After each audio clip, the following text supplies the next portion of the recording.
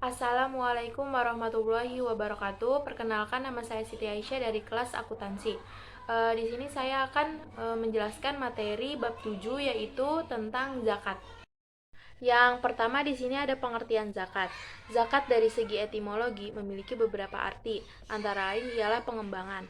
Harta yang diserahkan zakatnya memberi berkah terhadap sisa harta sehingga secara kualitatif lebih bernilai guna meskipun secara kuantitatif berkurang. Zakat juga berarti penyucian dengan pengertian harta yang telah dikeluarkan zakatnya menjadikan sisanya suci dari hak orang lain. Dalam terminologi fikih, secara umum zakat didefinisikan sebagai bagian tertentu dari harta kekayaan yang diwajibkan Allah Subhanahu wa taala untuk sejumlah orang yang berhak menerimanya. Yang kedua, di sini ada perbedaan zakat dengan pajak.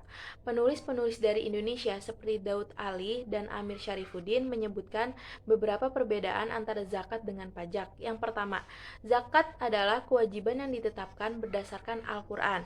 Pajak adalah kewajiban yang ditetapkan berdasarkan undang-undang perpajakan yang ditetapkan oleh penguasa atau pemerintah. Yang kedua, zakat merupakan kewajiban terhadap agama yang apabila dilanggar mendapat hukuman keakhiratan atau dosa, sedangkan pajak merupakan kewajiban terhadap negara yang apabila dilanggar mendapat hukuman keduniaan atau penjara.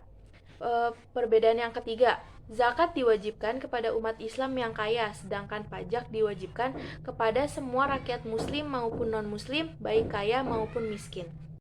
Kemudian di sini ada wajib zakat. Yang pertama, merdeka, yang kedua Islam, yang ketiga baligh dan berakal, yang keempat mencukupi satu nisab, yang kelima harta milik sendiri, yang keenam sampai haul.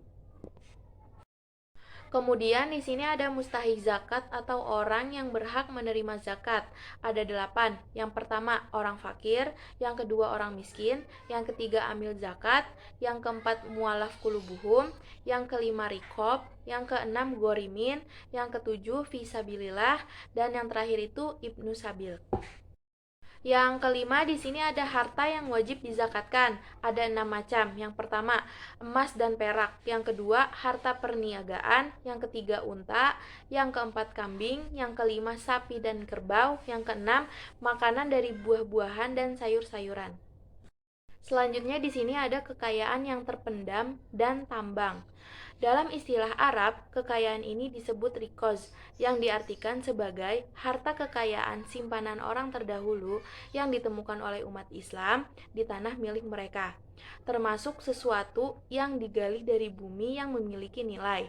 Hasil temuan ini tidak terkait kepada ketentuan nisab dan haul, seperti yang berlaku terhadap kekayaan lainnya. Zakatnya sebesar 20% dari jumlah yang ditemukan. Hasil temuan tersebut menurut ahli fikih harus jelas berasal dari milik orang-orang jahiliyah. Hal itu dapat diketahui dari tanda-tanda yang terdapat pada barang temuan tersebut. Misalnya dari motif, tulisan, ukiran, dan lain-lain.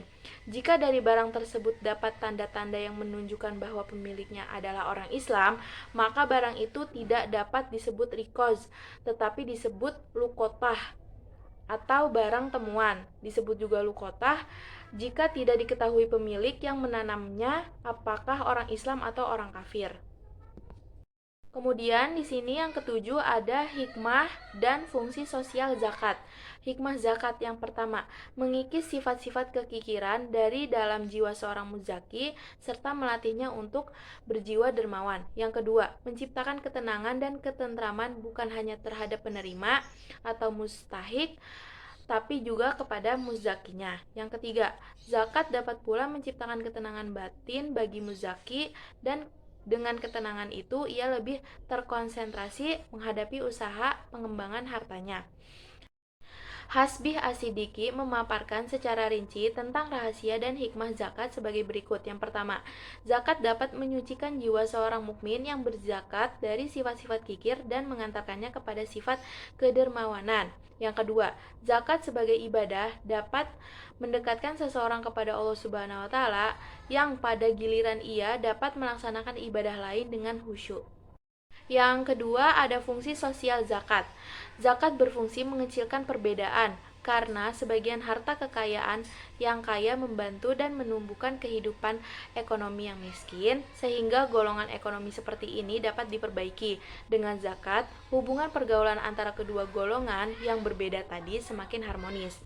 Zakat apabila dilaksanakan secara teratur merupakan sarana pendidikan bagi masyarakat bahwa harta benda bukanlah merupakan tujuan hidup dan bukan hak mutlak dari manusia yang memilikinya, melainkan milik Allah yang dititipkannya yang harus digunakan sebagai alat untuk memperoleh tujuan hidupnya. Syauqi Ismail Syahati dalam bukunya Al-Zakat menulis bahwa zakat berfungsi sebagai suatu sarana jaminan sosial dan persatuan masyarakat dalam memenuhi kebutuhan-kebutuhan individu, memberantas kemiskinan dan kemelaratan umat manusia. Kemudian yang terakhir di sini ada pengelolaan dan penggunaan zakat. Yang pertama, waktu pembayaran. Para ahli telah sepakat atas kewajiban membayar zakat dengan cara segera. Seseorang yang telah memiliki harta kekayaan dalam jumlah satu nisab dan sudah sempurna setahun dimiliki, wajib dengan segera membayarkan zakatnya jika ia mampu melaksanakannya. Yang kedua, membayar zakat sebelum waktunya. Para ahli berpendapat bahwa zakat harta tidak boleh dikeluarkan sebelum kewajiban tiba, sebab saat itu ia belum memenuhi syarat untuk dikenakan wajib zakat. Akan tetapi, bila ternyata seseorang telah terkena kewajiban zakat, menurut kebanyakan ahli, boleh membayarkannya dengan segera meskipun persyaratan wajib zakat baru sebagian yang terpenuhi. Yang ketiga, memberi zakat kepada mustahik yang 8. Kesepakatan ahli fikih menetapkan bahwa yang berhak menerima zakat itu adalah 8 golongan atau jenis yang tadi. Yang keempat, pembayaran dana dan pendistribusian zakat dalam bentuk nilai. Dan yang kelima, lembaga pengelolaan zakat. Sekian, terima kasih. Wassalamualaikum warahmatullahi wabarakatuh.